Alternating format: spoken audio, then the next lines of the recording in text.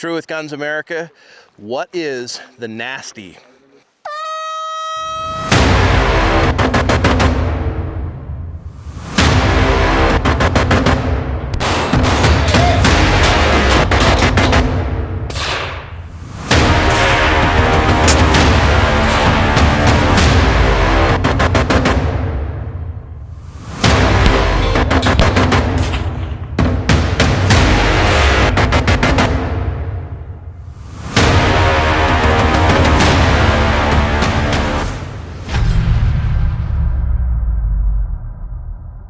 All right, the NASTI is an acronym for North American Sniper Team Invitational, and what that is just a military law enforcement invitational sniper match. It's just one of the more difficult sniper matches I feel like that I've ever been a part of or experienced, so it's a pretty challenging match. Okay, so the North American Sniper Team Invitational, is there a harder sniper match that exists in the world? Not that I know of. It's pretty challenging. I'll let the competitors kind of put their take on that, but yeah, it's a very physically demanding, and then on top of that, the targets are very challenging here. Okay, so we're going to talk more about that in a second, but before we do that, where does the NASTI take place at? All right, we're here in Pollock, Idaho, in the mountains. So we're a couple of really deep canyons over here, very mountainous area. A lot of people don't realize just how mountainous Idaho is. Yep. Just right across that ridge over there is the deepest canyon in North America. Hell's Canyon. Yeah, so it's a tough area. Yep, very cool. What is there a training facility here? Where does this event actually take place besides sort of the town? Yeah, so we are Hat Creek Training. Okay. We've started the facility up almost 10 years ago, and it's a training facility that prioritizes military and law enforcement training. Okay, so when you say military and law enforcement, what kind of military and law enforcement? Obviously, there's a lot of jobs in the military and in law enforcement. So, do you specialize on any sort of special sort of training here? Well, we do. We cover a lot of different aspects of it. My side's more on the long range side, but we do have pistol carbine, mobility, swift water rescue, medical side of things. But yeah, the long range, I'm known for the long range side. So we bring mostly sniper teams in, operational sniper teams in to continue to enhance their abilities. Okay, so who runs Hat Creek Training? That would be Misty. Okay. And who is Misty? Misty is my wife, and she manages Hat Creek Training while we get to go spend time on the mountain. So. Okay, fair enough. So, folks, if you're watching this right now, this is a very humble man I'm talking to. This is Brian Morgan. He's the owner, founder, operator, between he and his wife, Misty, of Hat Creek Training. And he's not going to tell you this, so I'm going to, but he is kind of known as the best, if not one of the best, if not the best, long range, high recoil, high angle, high wind shooters in the world. So you hand him a 338 or a 300 Win Mag or those kind of calibers with high recoil, and you're just going to have a hard time finding a better shooter, better instructor. The very best sniper teams in the world come here to train with this man. Is that okay that I say that? Well, it's opinions, I guess. But yeah, no, opinions, I mean, there's some great instructors out there, and I guess at the end of the day, we get the opportunity to do this quite a bit, and because we do this quite a bit, we're pretty good about transferring information, and we're just humble and proud to be able to work with the guys that we do work with. Yeah. So, folks, the NASTI is the most epic match you've ever seen. It's not just open to anybody that wants to come and shoot this. The very first year we covered it, and you actually had a couple civilian teams in here, like high-level PRS shooters, and in fact, I think they were part of a SWAT team somewhere. Yes. And generally speaking, those teams didn't do too hot here. They had a rough time. Well, it was a struggle. Sometimes it's equipment driven too, and then this is a different environment. It's one thing to go and hit a target. It's another thing to go 1,500 foot vertical with ropes, being chased down by additional teams, getting into your position, physicality, the capability to do that. The wins that we had yesterday were very, very tough. Challenging, very difficult. So yeah, it is not for your everyday weekend team that's going to come in here and do well here. Yep. So guys, we're going to get into the specifics of the gear, equipment, some of the shooting that's required here, and the physicality in just a minute. But before we do that, how many teams are here competing? So when we initially started this, we wanted to hold it at 12 teams. We're now, the first year we had it, we was at 18 teams. Second year, or the second match we ran, we only do this every 2 years. Yep. And the second one we ran, we were at 18 teams. This one, we're at 24 teams, and we just capped it at 24. We had a lot of teams trying to get in here to shoot it, but at the same time, I want to make sure that this match is what it needs to be, and we're not trying to do it for a lot of teams. We're doing it for the right teams. Okay. So how many stages are there here at the match? So it's a little bit different than your typical stages. So we have 5 stages here. So we have 3 different day stages, and then we have a very difficult night stage, and then we have some pistol stages. The day stages encompass about 5 hours.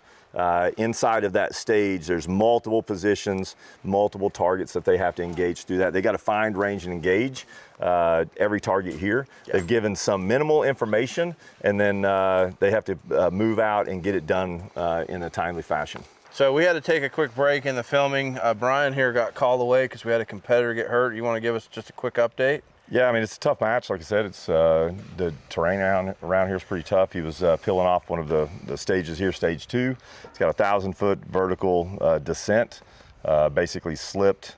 One of the sharp rocks gashed his arm. Had to apply a tourniquet. His teammate loaded up both rucks with all the guns. Continued down for about another 800 feet. And then got them cleaned up and adamant they wanted to finish. And as soon as they finish this stage, we'll load them up, go get them to the hospital, and get them stitched up. So okay. All good. Oh, that's crazy. All right, so let's talk about some gear here for a minute, and then we'll come back and talk about some of the things like the length of the stages and how many miles they're hiking and rucking and elevation changes. We'll come back and talk about that. So let's talk about the guns first. So they're a team and they have 2 guns. Well, technically 3 with the pistol on, but yes, okay. two main rifle systems. Okay. One is a Magnum designated rifle. That's designed on the course to where the targets, which are IPSC-shaped targets, those are the targets that will be engaged by the Magnum target. Okay. And then all circles, which are 12-inch circles, and all humanoids, which are man-shaped targets, basically smaller targets. Those are to be engaged by the short-action cartridge. And then the cartridges are designated. It's got to be a Dodik or military ammunition. So we're talking, 338 Lapua, 300 Norma, 300 Win Mag for the Magnums. And so long action Magnums. Long action Magnums, yeah. Okay. And then, you can't come in here with a custom, it's got to be a fair and equitable kind of competition. Yeah. So speaking of that, so what brands of rifles are we seeing here at this match? I mean, they're bringing stuff that's issued, they're bringing their own stuff. Yep. I mean, what are the most common guns you see here? So we got a lot of, mostly the names that we know, right? So most of the Magnums, we're seeing a lot of Accuracy International. Yep. The SR Magnums, we're seeing a lot of Barrett in the Magnum. We're seeing quite a few of the new Seekins in the Magnum. Then now we're getting into the short action. You're seeing everything from custom, Defiance, Impact, operational guns that are also like Surgeons. Okay. Then we're getting into a couple of gas guns on the course, and then AXSRs. Those, okay. I mean AX, the new XC version of the short action. So. Yeah, I would, just from having watched competitors, I think I've probably seen more AIs than anything. A few Barretts, yep. Like you mentioned. There's a new Seekins rifle that is kind of nobody knows about yet. Right. But okay, so let's talk about optics then. So that's the rifle, and most of these rifles are sort of chassis systems, big heavy rifles. Correct. What's the most common optics we're seeing run on these? Night Force is probably the number one. We'll have a list out, and I'll get you that list too. But Night Force, because a lot of this equipment is issued equipment. Yep. And Night Force has most of the military contracts covered in the SOCOM and that area. Then we got Leupold out here. I've seen a couple of Schmidt and Benders, and that's mostly the optics that these guys are running. Okay. So a couple Leupolds, a couple Schmidt and Benders, and the majority are Night Force. Seems to be that way, yeah. The majority seem to be Night Force attackers. Correct, yep. Yeah. 7 to 35s, 4 to 16s, 4 to 20s, okay. 5 to 25s. And then let's talk about like bipods and tripods. So obviously we've seen almost everybody's running the same bipod. Yeah, Skypod, yeah, MDT Skypods. That's predominant. It's a great bipod for the mountains here for sure. Double pulls, single pulls, triple pulls. We run them here also at the facility, and very durable bipod. Expensive, but if you were to run the numbers from some of the other bipods that I grew up with, by the time I break 5 of those, I'm getting close to the same cost, and that's about the same Right. rotation. So Right. Yeah. So probably I've probably seen more double pulls than anything, but there's been some triple pulls and there's been a few single pulls. So. Yeah, I think the double pull, I run doubles myself the majority of the time. If I need to go to a triple, I'm usually going to choose to go to tripod instead. Okay. But you know, on some of the courses, it is nice to have that additional height when needed, based on this terrain and this, you know, what we're dealing with here. Yep. So let's talk about tripods. The very first NASTI I came to, there was a pretty big variety of tripods here. I mean, I saw some stuff from Two Vets and some random off-brand stuff. I don't know if I've seen anything besides Really Right stuff so far at this match. Yeah, and keep in mind, like I said, it is a military-only, you know, competition. It's got to be active duty military, and Really Right stuff seems to, there again, they have a lot of the government contracts. So it's issued equipment, and that's really what we want to make sure is the guys are running issued equipment. Because at the end of the day, it's a training event. Sure. And we want them to be very comfortable and understand their equipment. Yep. Yeah, and they're using these in all different ways. I mean, they're putting guns on them. They're using them as rear, front, rear, both. We saw yesterday somebody actually propped a tree branch up with one. Yes. Then shot off the tree branch. So whatever they can do to get a stable position. Yeah. And then suppressors and muzzle brakes. So majority of the people run suppressors? Yeah, you know, team matches, it's nice to have the suppressor. A lot of, you know, there's a lot of stuff with TBIs recently, you know, micro TBIs. You know, the muzzle brakes are pretty aggressive. And when you're talking big magnums, big brakes, I mean, that's you definitely know the guys that aren't running suppressors. You can find out exactly where they are on the course. The suppressors, we've got everything from, you know, Thunder Beast, Silencer, you name any brand. Yeah, we've just seen a huge plethora of all different suppressors. At least that's what I've seen. Yeah, I agree. Yeah. Okay. What else? So that covers basic rifle setup, optics, suppressors, tripods, bipods. What about packs, rucks? What are we seeing? The majority, I see the harnesses. I see a lot for the binos. Eberly stock seems to be the most prevalent one here. The Recon. Yeah, the Recon. The backpacks there again. We probably see a majority of the Eberly stock, which that was originally designed for a gun carry system. Yep. So we see quite a few of those. Then a lot of guys take that same equipment, modify it, and then I got a lot of the vendors here with other pack companies also. Sure. And so it's a good opportunity for them to ask the competitor, why did you do this? Why did you do that? What did you want to do? And so there's a lot of custom setup packs. There's a lot of packs here that are maybe a bag from one company and a frame from another company, and just, you know, kind of putting it all together. Yeah, I've seen the majority have been Eberly stock, but there's been some Kifaru, and I'm trying to remember what else I've seen.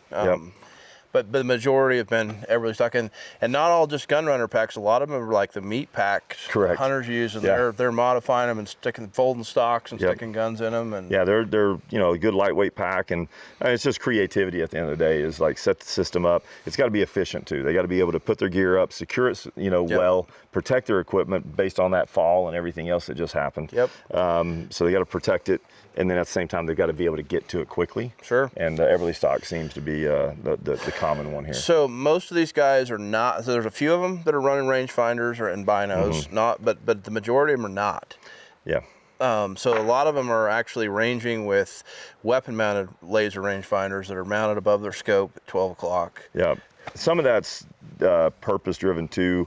Well, it's quick. It's a double check. So whether they have range-finding binos with them, their spotters that they are running are also, they'll have a mounted laser on that. Okay. And then they've got the weapon-bound laser on the gun itself. And they'll cross-check those just because it's such a, you know, there's some tough terrain. If you do take a fall, it's easy to move some of those weapon-mounted lasers off of alignment. So it's just a cross-check to make sure that they're not misranging a target. So you'll see a lot of that. And then the weapons-mounted laser is almost a must when we get into night vision shoots to be able to find range and engage those targets. You got to have a way to be able to range them. Okay, so before we get into the night vision stuff, talk to me about what brands we're seeing for weapon-mounted laser rangefinders, and then we'll go back to spine scope. So they're putting basically the same thing on their spotting scope as they're on the rifle. But what brands are we seeing? And this is oftentimes military-only stuff. Yeah, so it's not really available to civilians, yeah. but our viewers still like to kind of know what's being used. Yeah, there's one, the PALs, you'll see it out here. You'll see the Storm 2. Okay. Another one is, probably the majority of them out here is the Envision Mars. And that seems to be they've gotten a lot of contracts too recently at some of the higher level areas, and it seems to be a very good durable unit. We run them here ourselves, and it's, relatively, when you in that world, relatively cost efficient. Yep. And it's been a really good system with applied ballistics built into it. Sure. Right? So relatively cost efficient is really, if you have to ask, you don't want to know. Yeah. So so there's usually one of those on each gun as well as on the spotting scope. So let's talk about spotting scopes. They're running these on tripods as well, same tripods. What are the most common spotting scopes you're seeing out here? The majority are going to be, this is a lot of form and function, I think. Okay. You see the new 6-36 from Night Force. Yes. You see a lot of those with the cage built into it, with the Mars or a PAL on top of that. Beyond that, we see a lot of Hensoldt, the older the Hensoldt brand. I don't know if those are even made anymore. I don't think. Interesting. Yeah. They seem to be a favorite though. There's a lot of them. There's a lot of those, but those were issued also, and then you'll see some Leupold Mark IVs would probably be in there too. Okay. I saw a new Leupold scope I haven't seen before. Yeah. Maybe it doesn't exist yet, but they got a new one out, and a lot of companies are coming out, and I love it because at the end of the day, we want to make sure that these guys have amazing equipment. So I love competition amongst it drives innovation. Yeah, absolutely makes everybody sort of rise to the top, up their game. Okay, let's talk about pistols for a minute. So these guys had a couple stages they had to shoot pistols on. What are we seeing the majority of pistols? Glock. That's your typical issued pistol. There are a few of the SIG 320s out there, but the vast majority are running Glock. Okay, and then holsters, what are we seeing? All over the place? Yeah, a little bit. I mean, Safari Land is probably predominant. Then you start getting into T1C and some of the other brands for sure. But there again, it's a military competition, a lot of issued gear. Safariland kind of owns that world when it comes to military-driven holsters. Are most of the pistols running red dots at this point? Yes, absolutely. And I don't think you would want to run this competition irons. At a high level, you can do it for sure. But we've got some pretty challenging pistol targets, so the red dot just makes it a little bit easier. Is there a predominant brand on red dots? It's a pretty good mix. I mean, you see the RMR, Trijicon RMR, Leupold, Delta Points. That's the majority of them.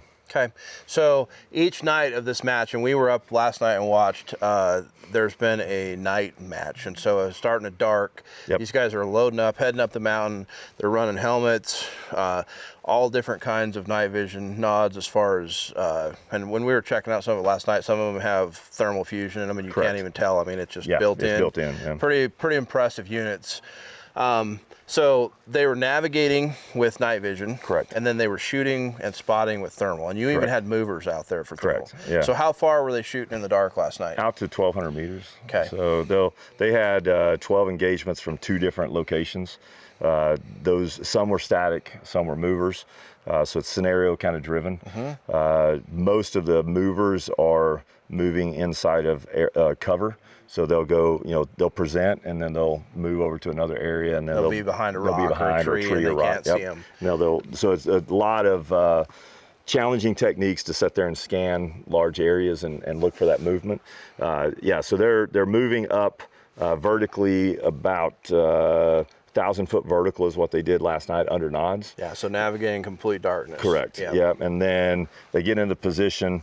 They have to find, range, and engage those targets. Once they neutralize those, they'll move down to another area and have to build a new position, break all that equipment down, find, range, and engage those targets. And so they're using the exact same guns. They're still running the Magnum and the smaller caliber, and then and the main difference is they're adding a night vision, a thermal clip-on. Yeah, everything we had was thermal capable. So we only had one team that was running I-squared, so just traditional night vision. Interesting. And they did actually pretty well, and they had good techniques on that. The further targets definitely challenged them, but they did very well on everything within the capability of that system. Okay. But the thermal systems are more than capable to get out there. And most of the thermal systems that these guys are using are not available to civilians. Actually, I think some are, some aren't. You know, you've got the inods, you've got the hiss from FLIR. That's the predominant ones that we're seeing. Then with the weapons mounted laser and that working together, you've got some, you know, the biggest thing usually at night is less about, you know, finding and engaging that target. It's more about communication between the team to identify the targets and talk the shooter onto the same thing that the spotter's Make seeing. sure they're not shooting the wrong target Correct. in the dark. Yep. Yeah, so I was looking last night because we were playing with some of the inods there. Some of the teams were letting us look at them, and I looked after we got back, and inods are full retail is $120,000. They're expensive. Yeah, it's not cheap. Yeah. But it's a thermal clip-on that goes right in front of their night force, and Correct. Pretty cool. And then for spotting, what are most of the teams using for thermal pixels spotters? on target. So I saw a lot of pixels on target Voodoo B binos that are a non-cooled thermal, but it's got a laser rangefinder built in it also. Cool. So you can cross-check with the laser that's mounted on your weapon system. And then the issued equipment you see a lot is the FLIR, like a Recon 5. There's another one called LRHH. A lot of guys are running those. Those have a nice wide field of view. All the binos have a wide field of view to allow you to cover a big area. We don't really give them, that's the challenge with that too at night. They have a shooting location, but we don't give them really tight lefts and rights. And because we're in the mountains, you also have a lot of vertical. So you're literally scanning a 2,000 foot vertical face. You know, left half a mile, right half a mile in a canyon. And I know when we were looking, they had a target at like 300 meters and another one at 1,200, and it was in a totally different mountain. So you got to deal with the wind, position, staying on it. You know, got to slow it down a little bit to make sure that you're seeing it. But the good thing with the thermals is you can see that bullet trace all the way to the target, so it's a fairly easy correction once you're on the same target with your spotter. So I also, you know, just an observation as far as gear, because people are always curious, you know, like I haven't seen any sort of consistency in footwear. No. As far as that goes, like it's personal preference. Very little. Las Sportivas to crispy to you name it, whatever they want. Everything. Also, I've been all over the board. We've seen a ton of the Fall Raven pants. Like that seems to be the predominant. I mean, that's what you're wearing right now is the predominant thing that most of these teams are wearing. Good movement in them, pretty durable pant for the most part, except for the knee pants. And then tops have been all over the place again. It's just everybody's got their personal gear. It's a challenging match. So if you're coming here and trying something new, you may be setting yourself up for failure. So most of these guys, it's the same gear that they would carry on any movement they would normally do. So I picked up a few of the packs. I mean, we're talking about 50, 60 pounds. And pretty insane. I mean, we've got footage that these guys are going to be seeing of sort of the terrain. It does not do this justice. It's steeper than it looks in the camera. So let's talk about the stages real quick. Like how much movement, how many miles are we talking about on stages as far as when they start? I mean, we're seeing them take off. They're going. How far are they going? How far are they traveling? Because it's a week-long match, I try to make sure every stage is equally difficult. So if a stage is shorter than another stage, then it's going to have some vertical component to it. Whereas if a stage is longer, it may not have as much vertical to it. So they're moving anywhere from 3 to 5 miles of movement. The nighttime movement ended up being around 1.25 mile. Which is difficult under nods in this rocks on the steepness. Steep rocks, absolutely. And so from that point, and the biggest thing is the vertical, you know, so I would much rather have a 10-mile level movement than some of these half-mile movements that we had here, straight up 1,500 feet, literally on a 35 and 40 degree slope, you know, utilizing ropes. So and guys, it is steep, their packs are heavy, they're carrying a lot of gear. It's pretty wild. So have we missed anything on equipment? Is there anything else that we haven't talked about equipment-wise? No, I think the guys, like I said, most of this, because it is a military, a lot of these guys compete, right? So they might have some gear that they use in competitions they're familiar with. Well, I mean, here with the angles that we have and also the slopes, it's very deceiving here as far as your cant on your rifle. So the predominant bubble level, if you would, is going to be like the MDT Send It level. It's Mini Cooley designed. Great system, easy on the eye to be able to find it and know that you're correct, because here It's very tricky. It'll fool you when you think that you're level in the canyon. There's a lot of guys will say, well, if you build a good position behind the rifle, then you'll know that you're level. Yeah. That is not the case. The trees here. don't even grow straight up and down. Exactly. So it's a challenge here. So speaking of angles and all that, what is kind of, I mean, there you have some really high angle stuff here. Yeah. What are we talking about angle-wise? They're shooting targets up to about 35 degrees, which you'll hear some places like, well, I shot 60 degrees.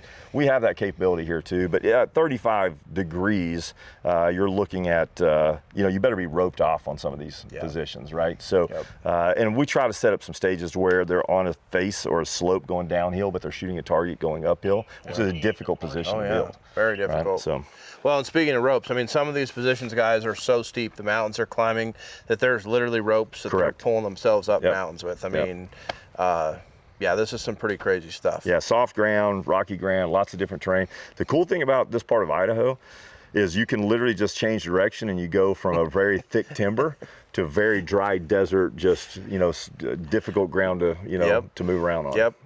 And then wind, I mean, so we've got high angle, we've got big guns, recoil, weight, all this different factors, and then the wind that you've got in these canyons is different every time you just sort of change canyons or shot to shot. Even time of day. Yeah, yes. The time of day, shot to shot. We got vertical winds, right?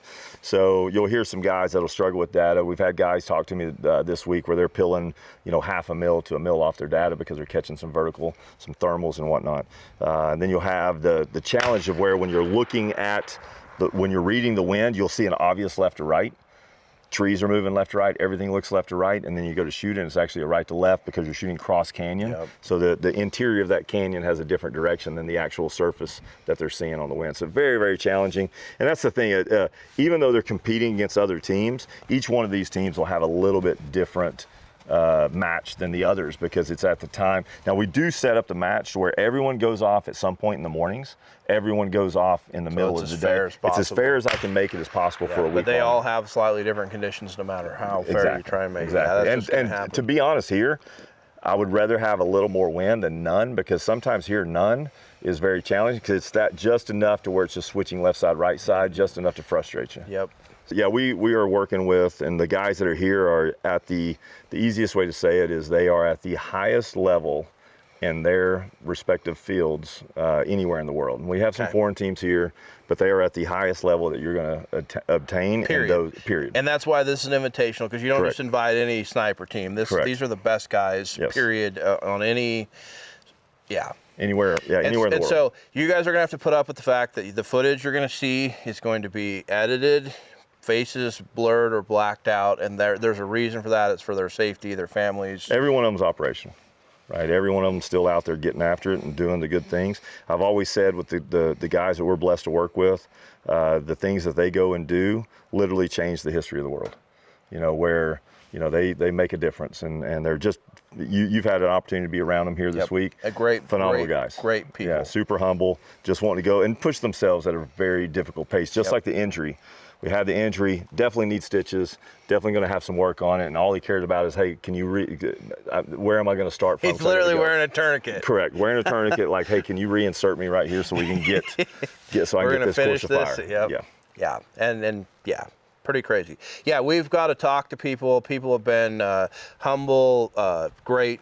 A lot of these guys you would never know are military with, their facial hair, their other hair, the way they dress, whatever, but they're professional, they're respectful. I mean, I haven't actually heard much bad language. No, I mean, these are quality individuals. Well, and the other thing too is a lot of them do train here, and Misty and I have been blessed to have them in our home, and they know the environment we set here. A lot of people will talk about family and say it, but we try to live it best we can. So when they come here, a lot of them talk about Hat Creek therapy. They come here, hang out with us, and they're in our home. They're living in our home. We got breakfast, lunch, and dinner. As challenging as this match is, and I'm working off some minimal sleep right now, but if you go down there and you look at everyone else that's doing all the cooking and getting everything ready, and it's just a big undertaking, unlike because it's so different than other matches. Yep. And then I've been surprised because you've got, so along these courses, there's stations that they stop and Correct. shoot at, and every single one of these stations has to have an RO, and Yep. you've got phenomenal quality ROs, like long-range experts in their own Yes. right. They're calling, hits, and Yep. and they're only allowed to give them very minimal information. Like they're not allowed to coach them or talk to them about, hey, the target's up there. They got to find this. In fact, speaking of that, let's talk for a second.